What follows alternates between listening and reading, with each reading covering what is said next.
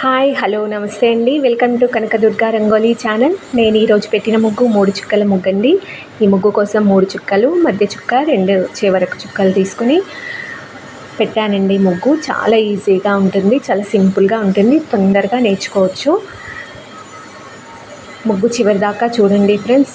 ముగ్గు చివరిలో side border ముగ్గు కూడా నేర్పిస్తానండి. చాలా బాగుంటుంది ఆ ముగ్గు కూడా, చాలా ఈజీగా వస్తుంది అది కూడా.